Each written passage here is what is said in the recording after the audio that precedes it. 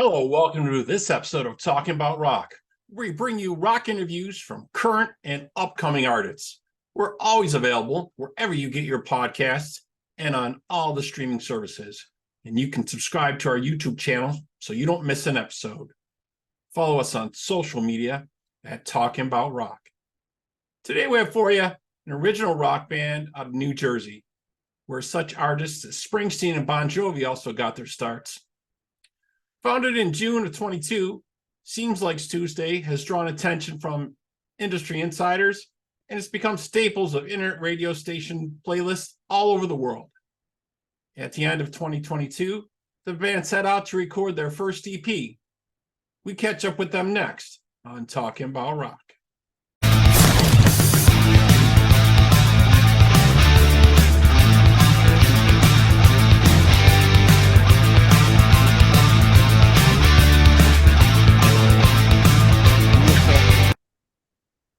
All right. We now have joining us here from Seems Like Tuesday. We have Erica, Billy, and who else do we have with us here, Erica? Steve.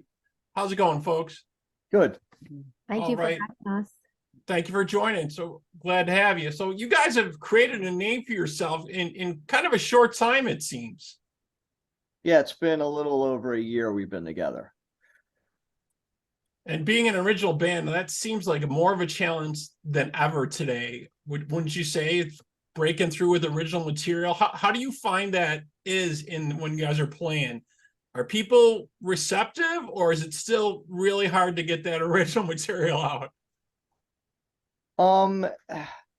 Well, I think, I'm a big fan of a good song will always find an audience. But here's Chip. There's Chip. Hey, Chip, how are you? Well, it's like a twofold. So Rob, obviously getting in places is a bit more difficult. Right. Because they always want you to play what people know, so they get them in the door, Exactly. right? So that's a tough part. It is, but then you have specific venues that will have like an original night, or if they have an open mic, you play some of your originals. Like the casinos and stuff like that, you could probably get away with, doing some originals, maybe 2 or 3 in between a whole bunch of covers. Right. Which we try not to do. Right. To your point, we love creating, we love putting down what we have and making it, getting it out there with the world. But as far as playing, we play as much as we can, but I feel like we're limited. Yeah, I really applaud original bands, because it's such a tough thing. There's a few original bands around here, and they just want to play original material, and it's really hard for them to break through in the upstate New York area where we are here. Like you said, to get clubs and to get dates. They have a lot of luck overseas in other areas, and they don't have any problems listening to original material, which I wish people in the US would start to be a little bit more open-minded to, and see that and give this new music a break, because that's what's going to be coming in the future. That's what we need to start checking out. Sure. You know what I mean? But so you guys, was it in 2022 you decided to start putting the EP together? Yeah.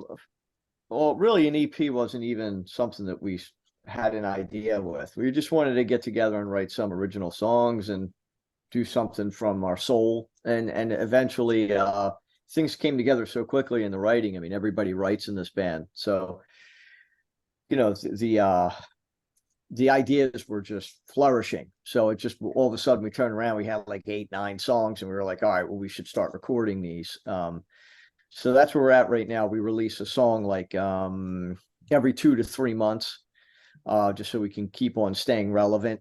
And we have one more song to go, and then we'll package that all up and do an EP, and then do the whole process over again. Our whole idea is to just keep on putting out original music and keep staying relevant, instead of putting out a whole album and then just Right. That seems to be the formula now. And discussed this with other artists. It's kind of likens me back to the original days, right? When you used to put out 45s, they put out a 45 or two to see if, there'd be some interest with the music. And then you'd go album, then we went album. And now it's kind of back to that, right? Yeah. You put out a couple singles and. I think it's almost back to where like when the 80s used to be, like used to have like all the one-hit wonder bands. Right. They'll just throw it up against the wall, and if it sticks, then you'll hear from them again. If it doesn't stick, they're gone. I think that's where we're at again. So you better make your first song pretty good.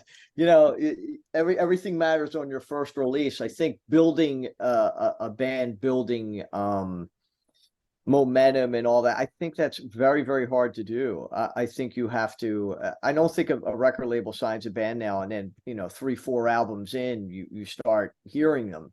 You got one shot. You might have one song in 3 minutes.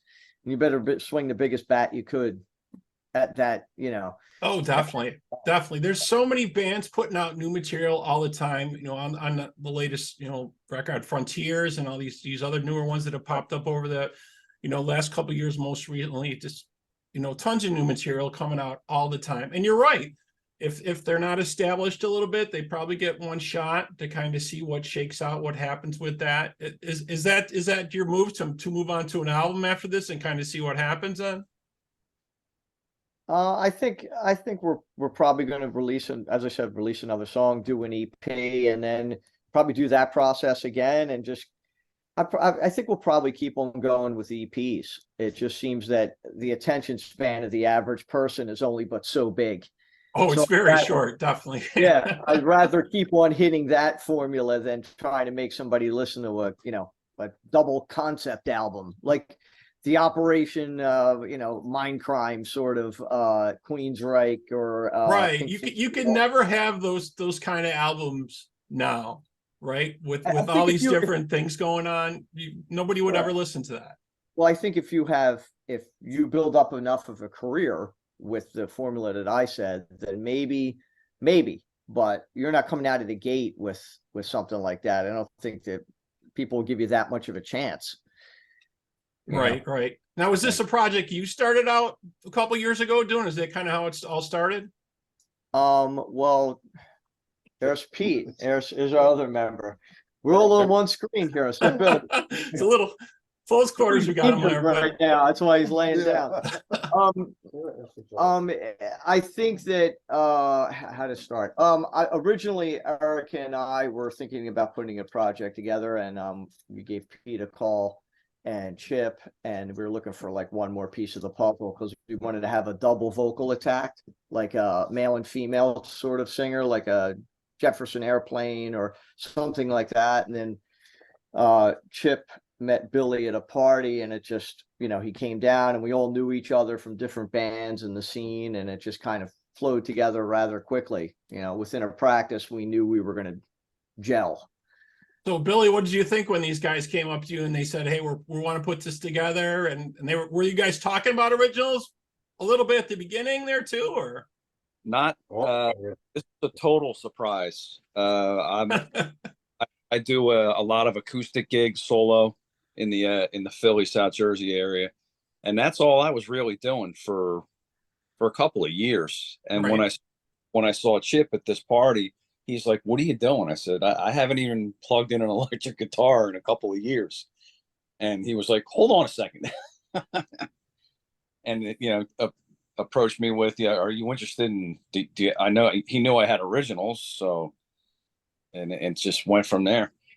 Right. I mean, that's always the question I ask when bands are getting put together, are you thinking about working on originals down the line somewhere? You're just thinking about starting to slide that in. It's always exciting when they start putting out their own material, kind of see how that all shapes up. You know what I mean? So I think that really speaks a lot to the core of the band and a lot to their experiences. Oh, you're good. Well, we'll go back to where I was. So after that, after you guys kind of found out, who you wanted to work with in this project. And like you said, you had been in other bands around the area together, and you kind of knew each other, kind of knew each other's, work a little bit and what you had done. So then you started, laying your practice dates out and figuring out, where you probably already knew the clubs in the area that you wanted to hit, and you kind of knew some of the owners and that get you in the door, right? Yeah, for sure. I mean, the majority of us are in, the cover scene. Chip's with a tribute band for Queen, and we have been with a cover band playing weddings and public gigs, private gigs, probably for about 16 years. So we couldn't wait to start, getting back to some of this. But as far as the bars and our rehearsal dates, we kind of just came together, talked about what we wanted to do and what we wanted to come out of this. And then that's it from there. Yeah. And is there still a pretty decent scene there? A pretty decent amount of places to play? Like it was, back in the 80s, as rock was erupting all over. I'm sure a lot of places have closed down, and it's probably a lot more difficult to get gigs, right? It's super difficult. Yeah, Sure. it is. Places come and go a lot more now. Yeah.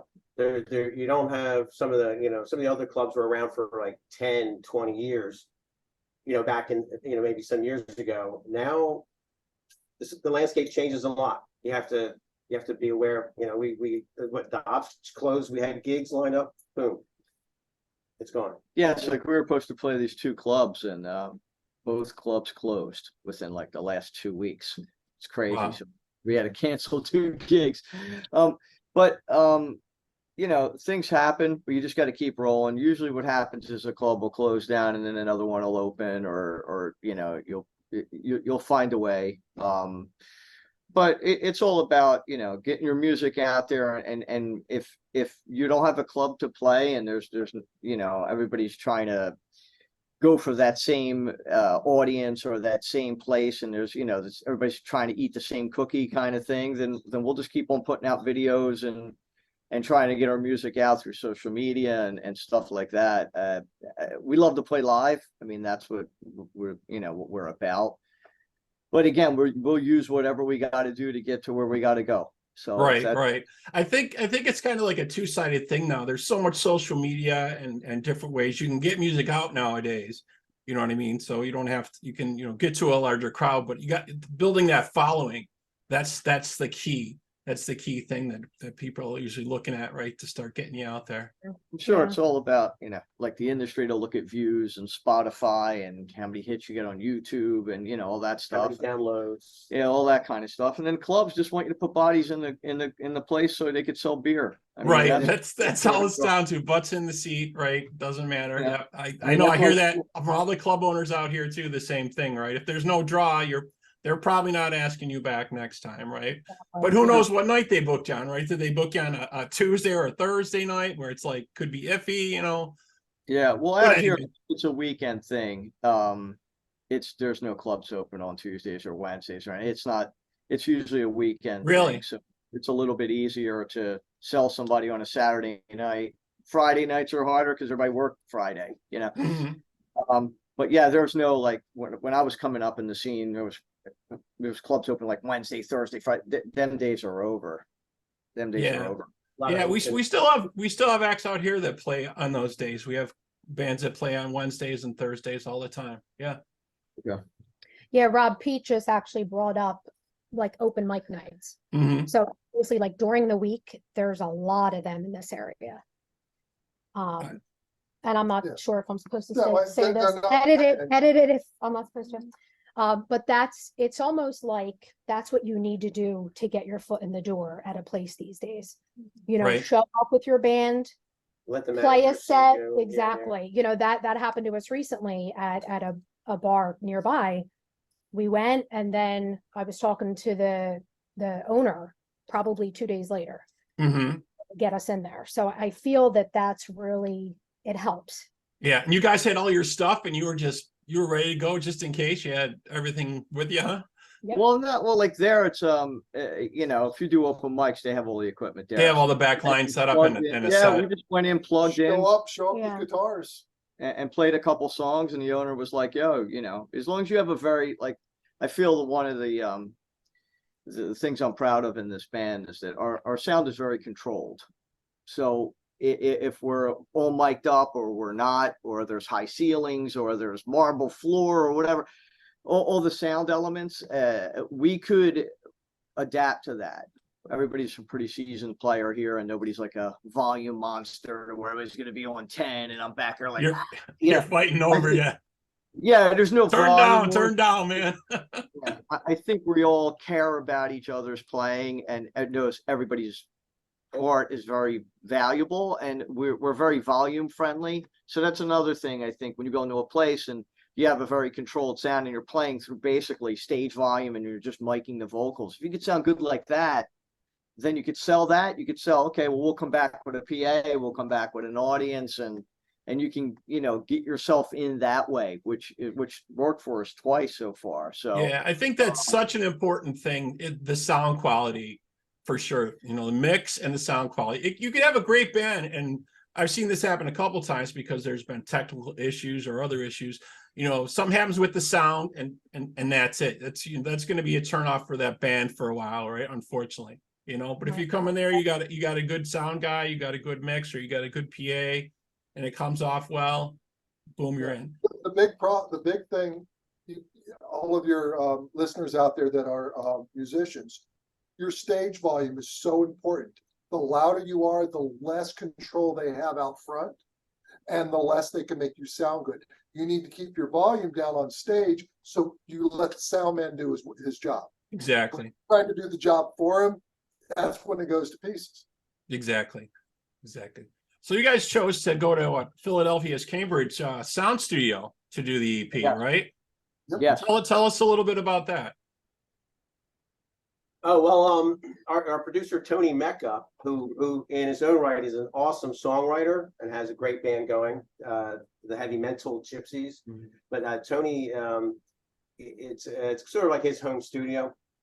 So, he's helped us, kind of guide us with getting everything down. And it was sort of a local thing, and it was, people, you kind of go with people, at first. While you're trying, everybody's, we want to work with people that have a good reputation and Right. we respect. So, it wasn't, I guess if we had an endless wallet, we might be going somewhere in New York or LA or something, or Nashville. Mm. Right. But there's lots of good stuff going on in Philadelphia as far as talent.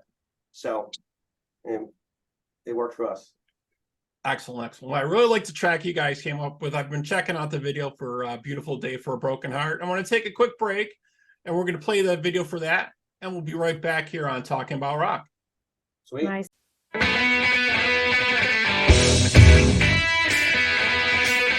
Keep my eyes on the horizon, make my head stand up straight. Gonna enjoy the sunshine, babe. There's only so much that I can say. Let the clouds just pass you by. Been a while, but I'm doing fine. From day to day.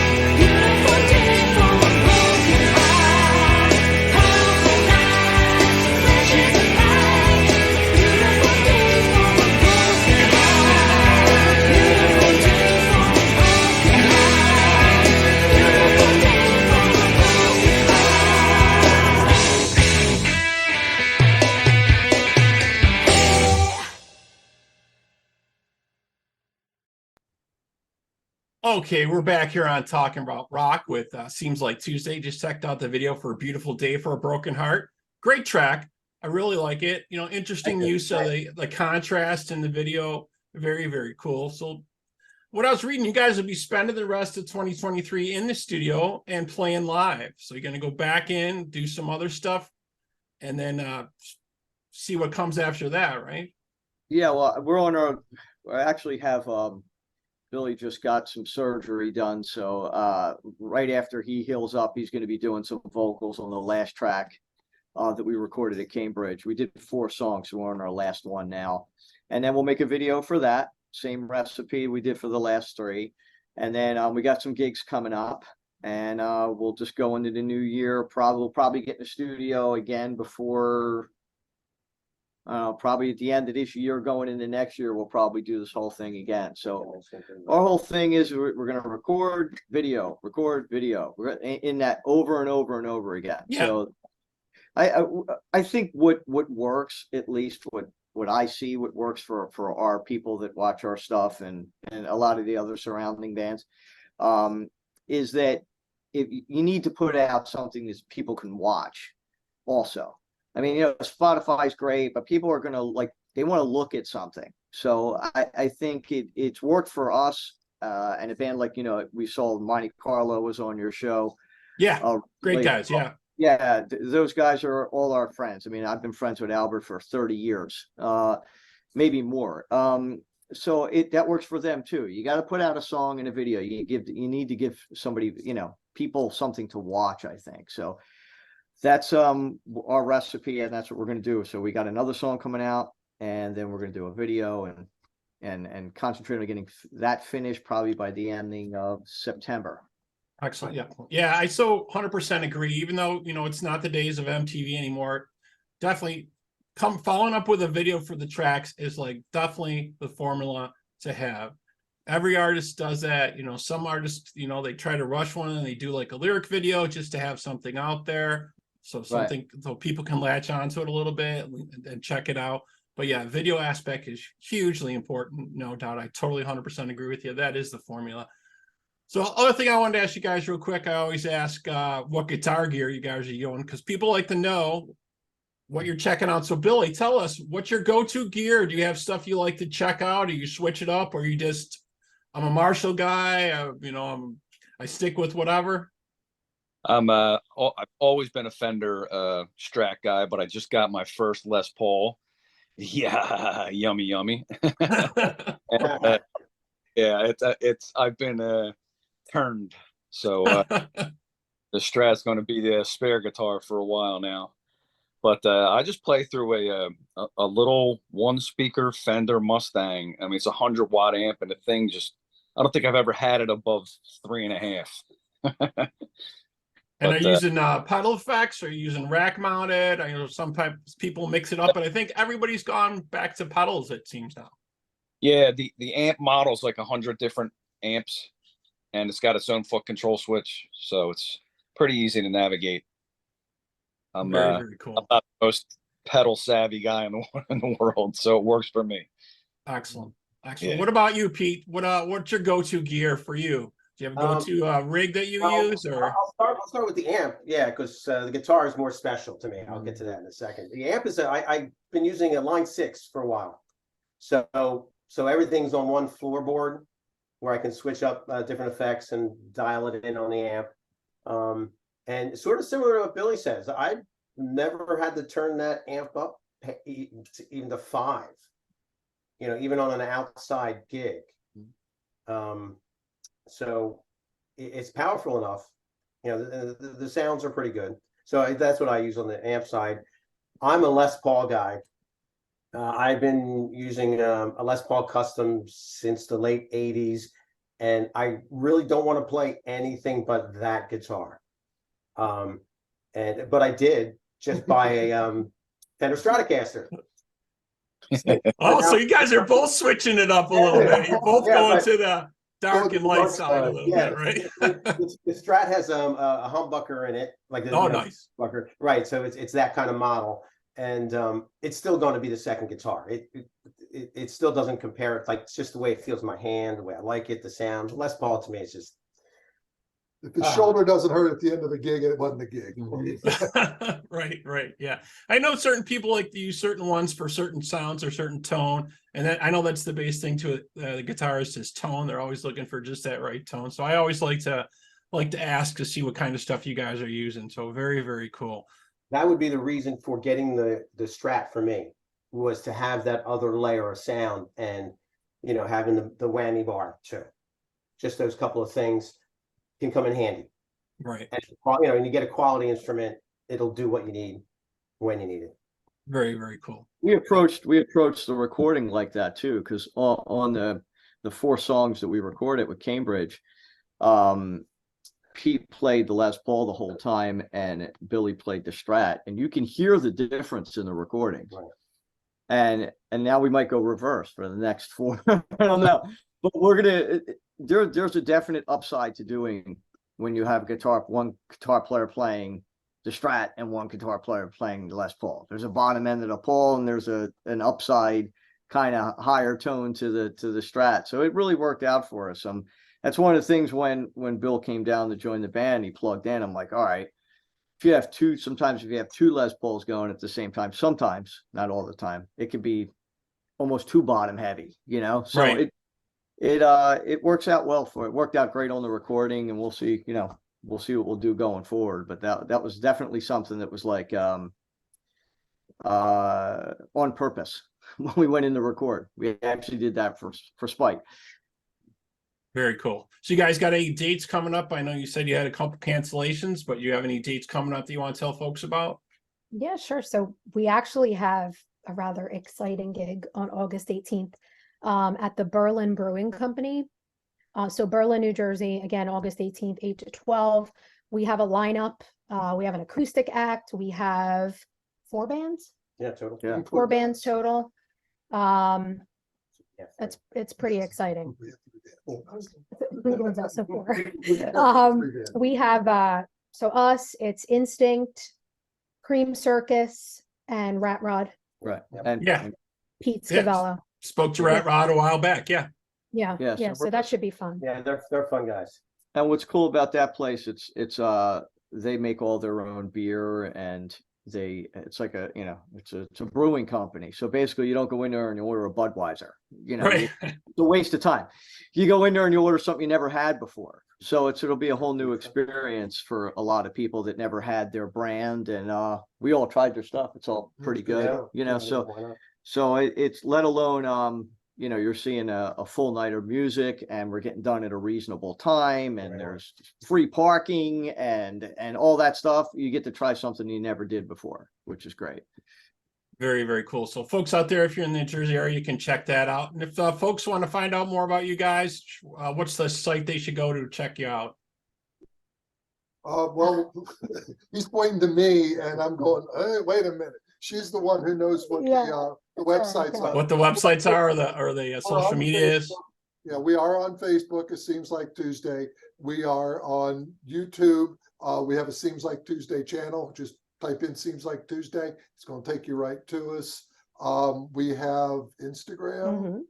and then our website stuff is big.world/seems like Tuesday. We're also on TikTok. Yeah, so yeah. Yeah. Oh, yeah. We didn't have a choice. Oh yeah, you got to be on all the social With like media the nowadays. reels and all that, like we did really well. So I'm Yeah. on too. Yeah, I'm on all that stuff. Yeah. So excellent. So you folks can check them out there, check them out on their social media. Excellent. Well, we want to thank you so much for being with us today. Really appreciate it. If you Thank you folks for out having there me. have comments or questions for us, please feel free to email us at talkingaboutrock@gmail.com. You can like us and follow us on Facebook, Instagram, Twitter, TikTok, Threads, the whole deal at talkingaboutrock.com. Man, get on Threads. All right, folks, have a good night. Thanks. Thank you. Thanks, so Rob. much. thanks, good.